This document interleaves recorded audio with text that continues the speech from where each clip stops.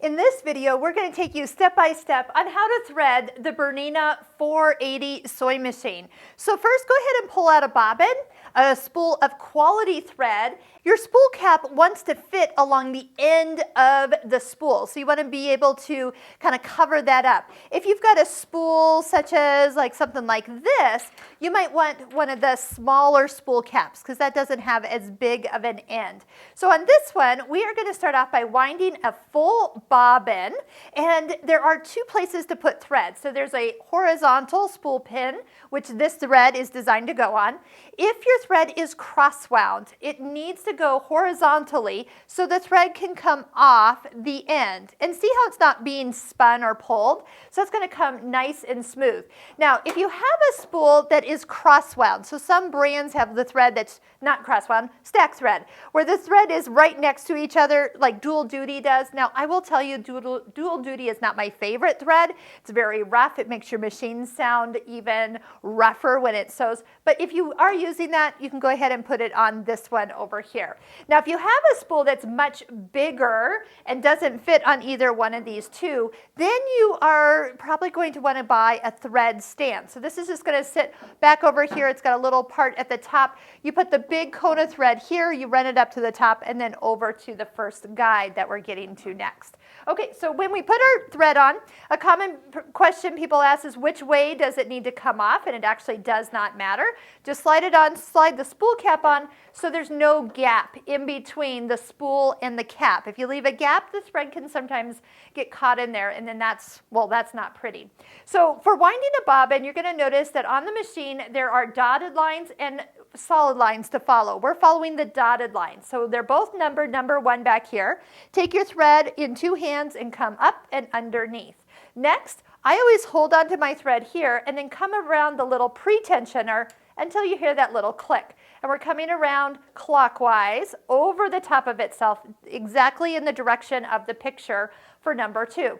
Next, you're going to see a dotted line of number 3, and there's one right back here that says 4. To start your bobbin, you're going to notice that there are silver side has to go down. Otherwise, this doesn't fit. You can't get that to go down and wind. So put the silver side down and then take the thread around it the direction that it shows you to go, which is clockwise, 4, 5, 6 times, and then you're going to come underneath this little lever. There's a cutter right here. When I pull, I'm going to engage it, and it automatically starts to wind. And if you want to, you can actually, you can be winding a bobbin while you're sewing because this is not connected to the sewing machine or your foot control. So we'll just let it fill up. For any reason it doesn't fill all the way to the fullest point, or it overfills, that is a slight adjustment that your store can do for you. Once it pops off, we're going to lift it up and then come underneath and use the little cutter for the perfect release and cut of this thread. So let's go ahead and continue on with our bobbin. To get your bobbin case out, there is a silver lever right here, and you're going to push on the right end of it. That little pop will pop it out from down below, and you're going to take out, this bobbin was what was in it when it came from the factory. That is good quality thread, so if you're looking for some white and wanted to just start to sew, that is ready to go. I like to widen my bobbins to match my needles, and then that way all my stitches look really, really good. Silver side down, so when you put that in that area, put it all the way down, and then we're going to come a little bit closer here where we can see the little groove down the side of the bobbin case. When you bring the thread down the side, bring it all the way down and underneath this little lever. As you come underneath and lift up, it sits kind of in this little U shape. And then we'll go ahead and put it all the way back down. Again, push it in till you hear a click. And then as you bring the thread over the right side, there's another cutter here. So when you pull down, you can cut it to the perfect length and then close the door. When we get ready to thread the machine, do make sure your presser foot is up. That releases all the tensions and the thread is ready to go in there. Undo from the pre-tensioner because you now need to follow the solid lines that are numbered. So we'll start under here at 1, come down at 2. Doesn't matter which side of this you go on, either side will work, but I like to hold onto my thread back here at the top as I come down. Make sure you thread with some purpose because as you come up, getting ready to come up to the top, you can even go back and forth, and that makes sure that the thread goes far enough down in those discs. Next, bring the thread up and to the right, come all the way back, and then down on the left, and it should hook right into that take-up lever. If it doesn't, make sure that the needle's at the highest position. You can always lower the presser foot and touch the needle up, needle down button, and make sure that it's at the place that it perfectly threads in.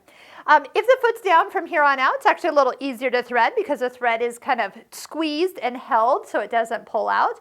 There's a guide right at the edge of the housing here, so take it from the right and in. And then there's a guide at the top of the needle. Make sure you catch it. It is all the way on the left, and that should bring the thread next to the needle. We'll do a close-up video on the needle threader, but it pretty much consists of you coming under this little part, pressing all the way down with your left hand, and then putting the thread in the little guide, and you can actually come up and over this little cutter, cut the thread, and then release the needle threader.